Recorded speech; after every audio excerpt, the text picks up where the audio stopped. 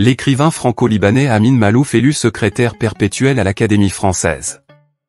L'Académie française a élu ce jeudi Amin Maalouf en tant que secrétaire perpétuel.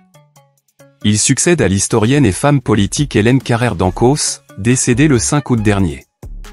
Né le 25 février 1949 à Beyrouth, Maalouf est un écrivain franco-libanais, récompensé par le prix Goncourt en 1993 pour Le Rocher de Tagno.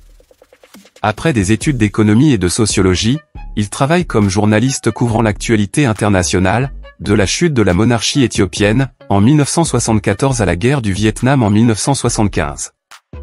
La guerre civile éclate au Liban et Maalouf s'exile en France à partir de 1976 où il exerce son métier de journaliste, avant de se donner à l'écriture à partir de 1984.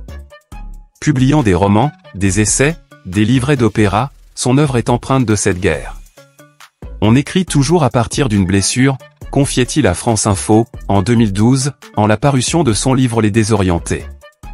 Il obtient en 1998 le prix européen de l'essai pour les identités meurtrières, et en 2010 le prix Prince des Asturies des lettres pour l'ensemble de son œuvre.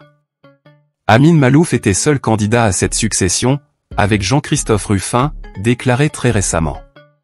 Mais Amin Maalouf, franco-libanais de 74 ans, est apparu très vite comme le favori. Sa personnalité très impliquée dans les activités de l'institution où il a été élu en 2011.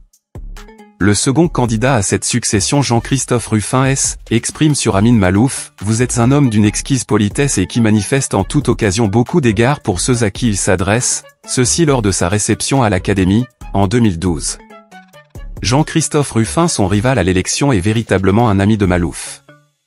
Rufin, cet ancien diplomate de 71 ans et prix Goncourt 2001 pour son ouvrage Rouge Brésil, a été élu académicien en 2008. Il était ravi d'accueillir Maalouf, un homme dont il disait « J'ai parfois l'impression que nos rêves ont fait de nous plus que des amis. Des frères. » Ce second candidat Jean-Christophe Rufin a beaucoup hésité. Il a même laissé croire qu'il avait renoncé, avant de se lancer devant son ami Maalouf.